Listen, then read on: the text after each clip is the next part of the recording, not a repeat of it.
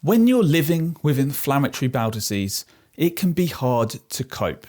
It can be hard to cope with the symptoms. It can be hard to cope with the medications, and it can be overwhelming to think about the big picture and your long-term health with ulcerative colitis or Crohn's.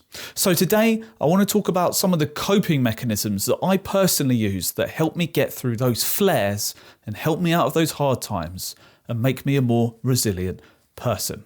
So I want to give you just a little bit of a background of how I felt during this time that made me enter this first coping mechanism that helped me through my hardest flare yet. So my ulcerative colitis had ramped up. I was bleeding and using the bathroom numerous times per day. I was getting cramps. Everything that I ate would just come out the other end. And I felt very fatigued. I had lost 10 kilos of body weight and I just felt very sad. I was not sleeping. I was on corticosteroids to try and reduce my inflammation. And if I had 5 hours of sleep, that was a good night. So to say my sleep was bad was an understatement. And this was going on for months and months. And I was going back and forth with my inflammatory bowel disease specialist. And the way that they communicated with me was over email. And I just found that getting that no sleep, being on the steroids, was just really almost sending me crazy.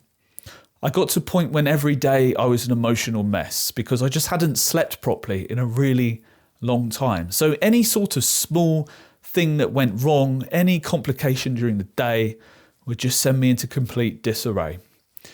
And that's when I found Hell Week on YouTube. That's when the army, they go through a week where they get basically 2 hours of sleep a night or they don't get any sleep, and they go through extreme physical challenges and those challenges really tax them, wear them down. And I turned to this for inspiration because I spent many nights where I'd just lie there and sleep would not come.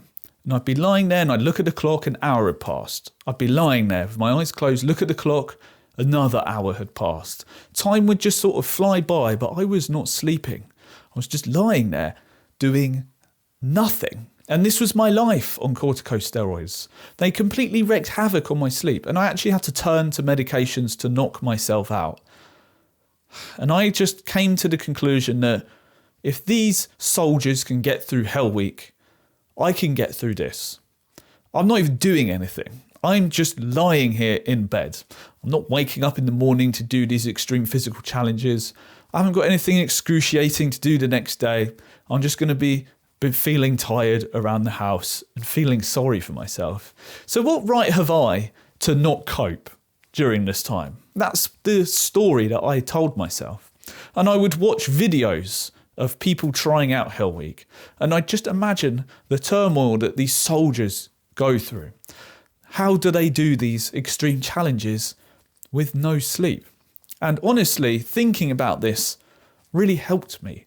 Knowing that there's people out there who's getting even worse sleep than me, and they have to hike 20 miles that day, do a bunch of picking up their soldiers, dragging them around, doing weights, not get any sleep the next night, and then go straight into doing it again. Be underwater, be tied up, have to get out and swim to the top. Hell Week. I thought, they're going through this. I can get through this. This is my Hell Week. It became something to overcome. I was going to overcome this. And all it was right now I felt shit. But I will overcome it.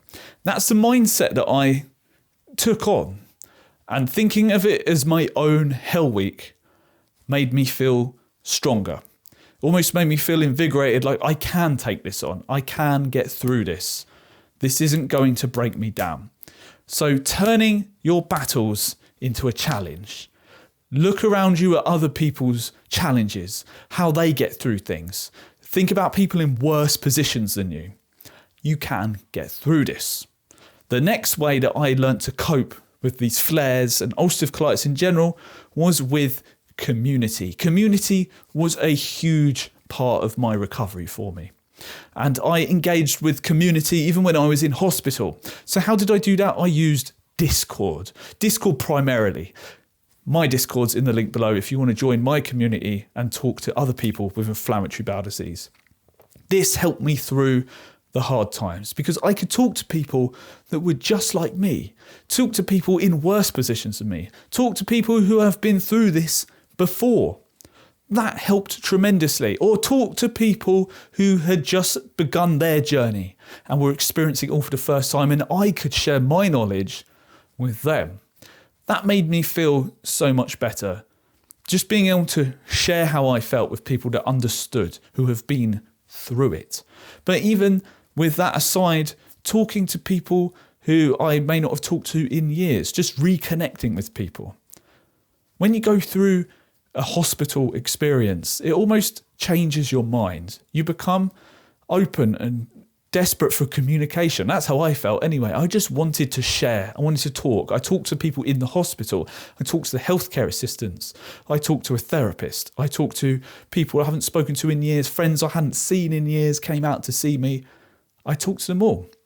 And this was very valuable. Just finding a community. And now is easier than ever to find a community with Discords, Reddits, Facebook groups, whatever it is. There's a community out there on the platform of your choice. Just do a quick Google search and you will find them. Like I said, you can join my Discord in the link below if you do want to get in touch with some like-minded people. Try and engage in a community. So the next thing was action. Taking action. Doing something. That might be a simple to-do list. If you're feeling overwhelmed, one of the best things that you can do is just do a simple task that you can complete. It's been shown that if you do a simple task, it helps give you that sense of control again. So if you're sat there and you're thinking, I'm overwhelmed, how will I get over this flare? I can't stop using the bathroom, I feel awful, where's this all going? All these questions are flooding through your head. Just do something simple like do the dishes, tidy up your room, clean your desk, go for a short walk. These simple tasks will help you get control back. And yes, they're not going to stop you from flaring, but they help you feel like that you have action over your life. You have control over your life. There are still things you can do. Even if you feel terrible, you're in a peak flare, you can still do things. Maybe even if you're immobilized, you can still do things with your hands. You could type stuff up. If you don't have a computer, maybe you've got a phone. You can talk into the phone, dictate to the phone, make notes, make a to-do list, contact people, do something. Just because you're in such a bad flare state doesn't mean there's nothing to be done. So take action. This really helped me, just having something to do. The next thing is actually exercise.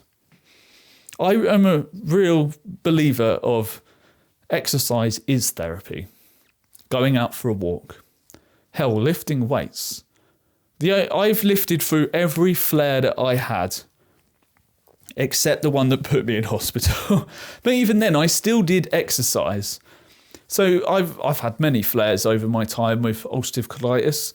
And what I would do is typically I would go into my garden and deadlift. So I was a power lifter for a long time. So my body was accustomed to me deadlifting weights. So that would be picking up a barbell with some weights on it and putting it back down.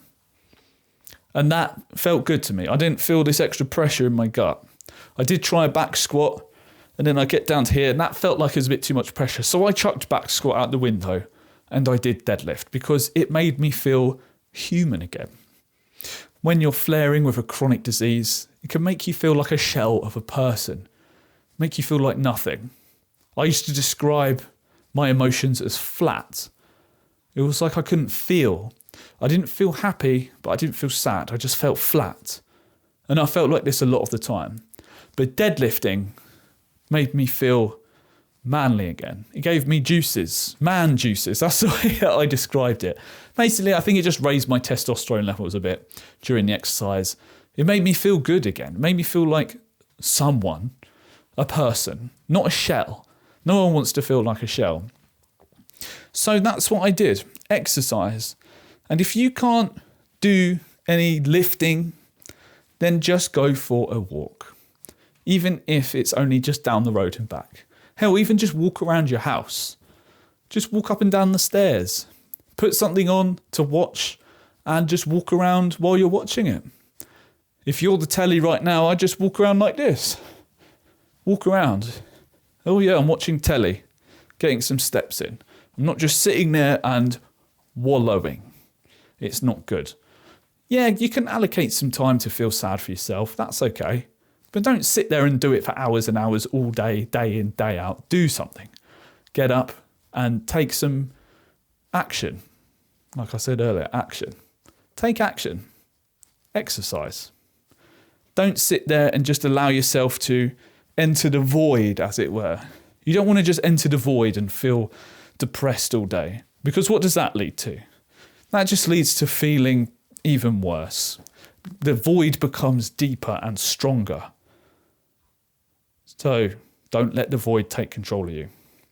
So anyway, those were a few of my coping mechanisms that I used when I was in peak flare and throughout my other flares during my life with ulcerative colitis. And I hope that some of that helps you. Thanks for watching.